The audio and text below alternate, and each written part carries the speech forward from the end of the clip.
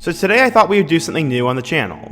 Never once in my 4 years of doing college football YouTube have I made predictions for an upcoming week. This is an absolute first for me, and in today's video we're going to do exactly that. I'm going to go through what in my opinion are the biggest games from this upcoming weekend in college football, go through and give my thoughts, and ultimately give a prediction. I'll hopefully be able to do this the rest of the college football season, so next week I'll also update you on how I actually did.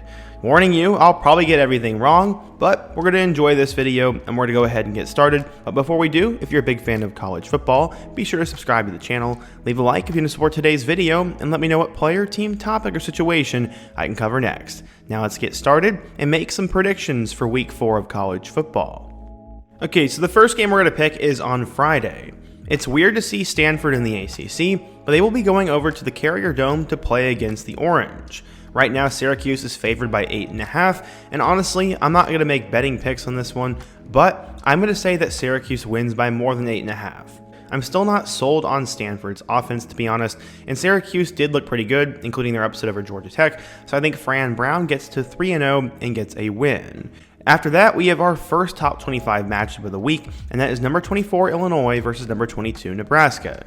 Illinois has looked really solid so far, including an upset victory over Kansas, and Nebraska has also looked pretty solid. Dylan Raiola may be getting a little bit too much hype, but I think this game is going to be so much fun to watch. Ultimately, if you put a gun to my head, I'm going to say that Nebraska wins this game by a touchdown, and they're currently favored by 7.5. I'm going to say that they win by exactly 7, and beat Illinois and advance to 4-0. Okay, so yeah, before we get into Saturday, let's first hear a word from today's sponsor, MyBookie. It is that time of the year as winning season is back, football is back, and MyBookie is here to make sure you are ready to cash in on all the action. This season, MyBookie is pulling out all the stops with incredible promotions like a weekly risk-free boost on Thursdays where you can bet without a sweat. If your bet hits, you win big. If it doesn't, forget it. MyBookie will refund your wager. But that's just the beginning. MyBookie is giving away hundreds of thousands in prizes with their Super, Survivor, and Square contests. Get your entries now in for your shot at huge cash rewards. When you're ready to get started, be sure to use my promo code FISHER50 and make sure to get some extra cash on top of your first deposit. Okay, but what do you get when you use my promo code? Well, if you type in Fisher50, you'll get up to $1,000 in a welcome bonus bet, plus a $10 casino chip. MyBookie's tiered bonuses make it easy to deposit with crypto or with credit, and the bigger your deposit, the bigger your bonus. The bonus would be 100% match up to $1,000 plus a $10 casino chip. As of now, loyalty plays off with MyBookie Plus. The more you play, the more you win. It's simple. Climb through the tiers of loyalty rewards programs to unlock even more epic promotions, exclusive giveaways, and bigger rewards. With MyBookie, you can bet on anything, anywhere, at any time, and make your season a winning season. Be sure to check out my link down below and use my promo code FISHER50. That is FISHER50. Okay, so taking a look at the noon slot, we first have NC State against Clemson. A couple of weeks ago, this would have been a much bigger game as NC State was a preseason top 25 team, and Clemson obviously is still ranked. After their early blunder against Georgia, Clemson bounced back in a big way against App State, but after having the week off, they're going to fight an NC State team that is hoping to find its identity. Sadly, NC State really hasn't looked that good this year, and with Clemson being at home and how they played last week, I'm going to go with the Tigers winning pretty big in this one. After that, we have to talk about another big SEC game between two bottom dwellers, Florida and Mississippi State. Right now, Florida and Mississippi State are fighting for the early season toilet bowl in the SEC. Yes, maybe you could throw Vandy in there as well, but Mississippi State has looked horrible in their last 2 games, and Florida has looked horrible too. I don't know which team I'm going to pick in this one, but ultimately, I think Mississippi State is actually going to get the job done just because they're at home. If Florida would maybe go with DJ Lagway, I'd give them more of a fighting chance, but Mississippi State, I think, wins this game by a field goal in what ends up being a thriller. A super under-the-radar game is 2-0 James Madison versus 3-0 North Carolina. It hasn't looked pretty for the Tar Heels, but UNC is off to a 3-0 start, led by their now backup quarterback Connor Harrell. James Madison's off to a 2-0 start after losing pretty much everything to Indiana, including their coach and most of their players, and so far the teams are a combined undefeated 5-0 record. This game could end up being close, and I wouldn't be surprised if JMU pulls off the upset, but UNC probably has the advantage in pretty much every way, and I don't really know what to make of JMU so far, so we're going to say that North Carolina ends up winning this game. Our next game in the noon slot is similar to the SEC Toilet Bowl as we have Kansas and West Virginia. Both of these teams were expected to have big seasons, and I thought both of them could be in the top 5 of the Big 12. Jalen Daniels has been the worst starting quarterback in college football in terms of turnovers, and West Virginia dropped games to both Pitt and Penn State. While Kansas has less of an excuse than West Virginia does, this game is going to be interesting. Honestly, I'm kind of out on Neil Brown at this point, and Garrett Green has not looked good this year, so I'm going to say that Kansas, just like a couple of years ago, actually goes on the road and wins this game. I think KU is the better team, and I think they're going to win this matchup. Another game over in the Big 12 is Houston versus Cincinnati. Houston got boat raced by UNLV, and then decided to play close with Oklahoma, and Cincinnati, on the other hand, could be 3-0 if they didn't give up a huge fourth quarter lead to Pitt. Honestly, Satterfield is a little bit on the hot seat in my eyes, and I do think Cincinnati is actually a pretty decent team this year, and while they're only favored by 3.5, I think they win by at least 10. Another game is Virginia versus Coastal Carolina. The Cavaliers got off to a 2-0 start before their loss last week to Maryland, and Coastal Carolina is quietly a 3-0 team. While it may not be the same shot to clear as we saw in 2020, Coastal Carolina is looking like they're going to have a good season. Virginia is trying to build something under head coach Tony Elliott, and while Anthony Colandrea has struggled with turnovers a little bit, I do think Virginia is going to end up winning this game by a touchdown. Coastal Carolina should have a rocking stadium, and it should be a fun time, but ultimately Virginia probably is the better team, and I think they advance to 3-1 and give Coastal their first loss of the season. As we now exit the noon slate, we go into our mid-afternoon slate, and that is USC and Michigan. USC is 2-0, and so far it's been so good. Miller Moss is a top 10 pick according to some NFL executives, and they're ranked number 11 in the country. They were off last week, and after beating LSU 2 weekends ago, Michigan, on the other hand, has looked bad in all 3 games. They struggled in week 1 and this past weekend against Arkansas State, and sandwiched between that was a humiliating loss to Texas.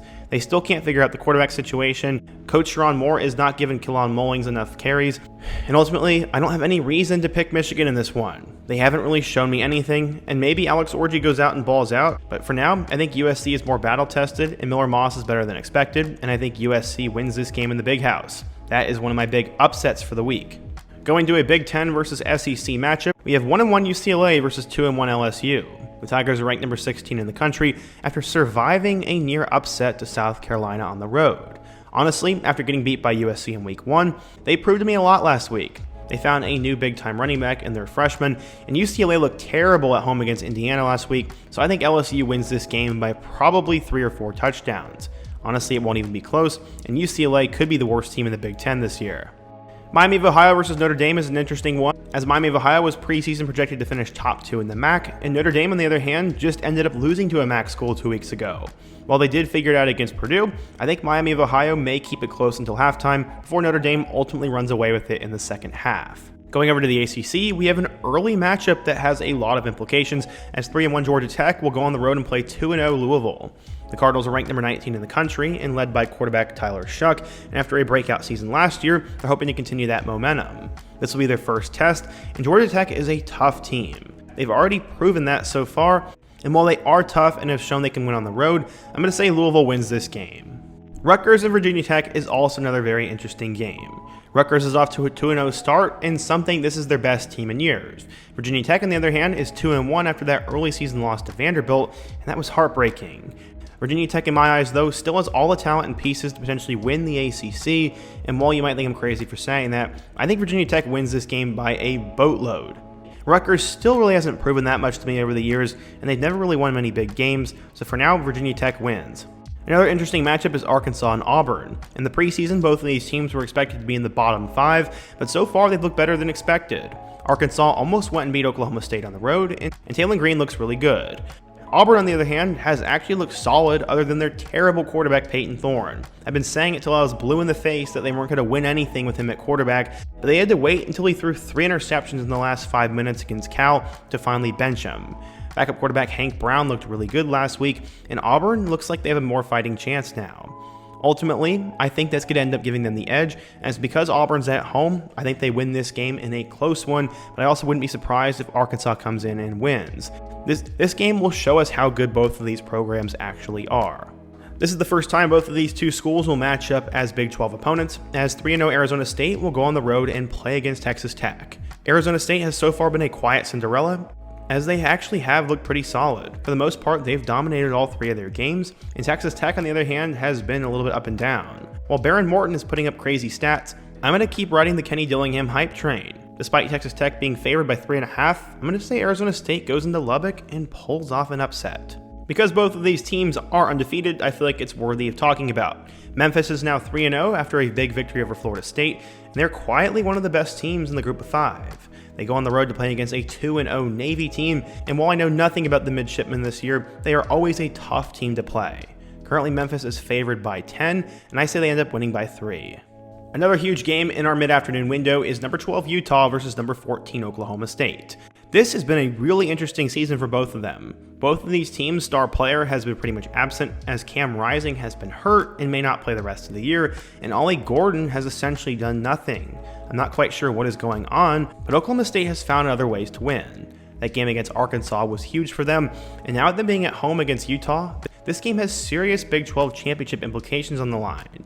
Utah is starting Zach Wilson's little brother now, and I think the moment's going to be a little bit too big for him, as he's in his first year and Bowman's in his 7th year. Give me Oklahoma State by 2 touchdowns.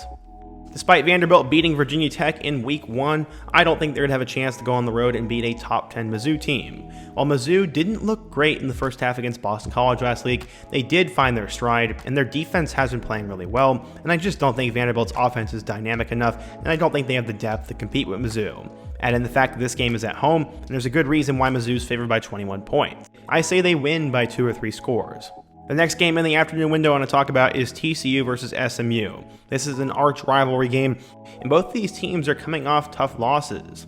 2 weeks ago, SMU lost in a heartbreaker to BYU, and then this past weekend, TCU lost in a heartbreaker to UCF. The Knights had a late game winning score, then the Horned Frogs field goal missed the mark. SMU isn't home in this game, and for now, I don't really know what to think of them. I guess Preston Stone was benched, but I also thought he was injured, and I really don't know what's going on there. SMU's rolling with Kevin Jennings, and while I think he's a solid player, I think TCU has the better quarterback in Josh Hoover, and I think the Horned Frogs are mad about what happened last week, and they're going to go in and beat their rival. Okay, so that wraps up the mid-afternoon slate, and we now get into our evening games, which is honestly looking a little bit weak. First, we have number 8 Miami versus USF. USF has proven in the last year and a half that under Alex Golesh, things are different. They almost beat Alabama 2 years in a row, and they made a bowl game last year. USF is expected to have a sold-out stadium as they host a top 10 Miami team. Miami has been a well-oiled machine though, and Cam Moore in my eyes is the number 1 guy for the Heisman right now. And while this game could be close at halftime, I think Miami ends up winning by probably 14 to 21 points. Who could have seen this one coming? Early on in the season, Cal would be 3-0 and Florida State would be 0-3. Cal had a huge victory on the road against Auburn, and other than that, they've just been solid. Florida State, on the other hand, has dropped 3 straight games, including this past weekend getting beat by Memphis. The sky has been falling in Tallahassee, and I'm not quite sure what to make of this game. Florida State's favored at 2.5, and honestly, while I like Cal, I think FSU wins. There's no way they drop 4 straight, as Mike Norvell has got to be yelling at these guys. I think they're going to come out and probably win by 2 touchdowns. I think Cal's decent, but again, I think Florida State's probably really tired of the noise. Another Big Ten game is Northwestern versus Washington. Northwestern, led by quarterback Mike Wright, ended up losing in overtime to Duke, and Washington, after a slow start to the season, ended up losing last week to Washington State in a very frustrating game for Husky fans. Both of these teams, in my eyes, are probably near the bottom of the Big Ten, but because Washington's at home, I think they're going to win this game, and Will Rogers is going to have a big night. Now we get to what, in my eyes, is the game of the week, number 6 Tennessee against number 15 Oklahoma. This feels like those old Baker Mayfield, Josh Dobbs matchups, as this is going to be super exciting. It's weird that this is in the SEC. Oklahoma is led by Jackson Arnold, and despite a shaky game against Houston, they look like they're starting to figure it out. Tennessee, on the other hand, has been so insane that they were ranked number 6. No one expected Dalen Sampson and Nico Iamaleava to look this good, and Tennessee has literally pretty much done nothing wrong. They killed NC State, and I think this game is going to be a classic. Ultimately, by the way that Tennessee is playing, I think there's no way I can pick against them right now. I do think Tennessee goes into Norman and wins this game, probably by a touchdown. I'm sure there are Tennessee fans who remember those Baker Mayfield, Josh Dobbs matchups, and they're going to be hungry for a win, and I just haven't seen enough out of Oklahoma yet to make me think that they're going to win this game for sure. I wouldn't be surprised if Oklahoma won, but I'm going to pick Tennessee. Going back over to the Big Ten, we now have Iowa versus Minnesota. Both of these teams are 2-1 after losing by way of game-winning field goals. UNC beat Minnesota, and Iowa State beat Iowa. Both of these teams are still technically in the college football playoff picture, but they cannot afford to have any losses here. Iowa is always well coached and tough to beat, but Minnesota has the X factor in their extremely poised good quarterback Max Brosmer. With Minnesota being at home, I ultimately think they are going to get the job done and win this game in Big Ten fashion in a score like 13-10 or something. Another game everyone wants to watch is Baylor versus Colorado. Both of these teams are 2-1, as Baylor has a loss to Utah and Colorado got killed by Nebraska. Honestly, this game is really tough to pick, as Baylor, while they haven't been great the last couple of years, is typically well coached and hard to beat as well. In Colorado, you just never know what is going to happen. Ultimately, Baylor really hasn't been that special this year though, and for some odd reason, I'm going to pick the Buffaloes to win this game and get themselves over to 3-1. Up next, we have another weird game in 3-0 Michigan State versus 2-1 Boston College. Michigan State is a shaky 3-0. They barely won in week 1, and they had to survive against Maryland, and meanwhile Boston College ended up having that upset over FSU and played Mizzou really tough on the road. I think Michigan State is a year away from winning 7, 8, or 9 games, and Boston College I think is potentially there now, so I'm going to go ahead and pick the Eagles to win this one, as I really like Thomas Castellanos, and I think BC wins by at least 2 touchdowns. Another interesting game is Purdue versus Oregon State. The last time these two teams played, Purdue won in a thriller in 2021 in week 1, and Oregon State is no longer a Power 5 team. Both of these teams are coming off bad losses, as Oregon State got beat by their rival Oregon, and Purdue got humiliated against Notre Dame. When I say humiliated, I mean it. They suffered the worst loss in school history at the hands of their rival, and honestly they just picked a bad time to play them after they lost to NIU. Purdue still has a decent quarterback in Hudson Card, but there's a lot of question marks here. With Oregon State being at home, and with them being well coached, I'm actually going to say Oregon State wins this game. Finally, we get to our last pick of the night, and that is K-State versus BYU. I went to the Kansas State-Arizona game last week, and they really did well against Arizona. Arizona was a team that I was really high on, and K-State game planned and won that game perfectly. BYU, on the other hand, is starting quarterback Jake Retzlaff, and I'm still not really sold on them yet. I don't really know what to make of BYU, but I do know they are tough to beat. Avery Johnson has been a little bit underwhelming, and while I know I'm leaning in the direction of picking K-State, I'm actually going to say BYU pulls this off. I can't tell you why, it's just a gut feeling, and I don't want to be vanilla with my picks, so I'm going to say BYU pulls this off in front of a crazy crowd, and that becomes one of the big upsets of this week.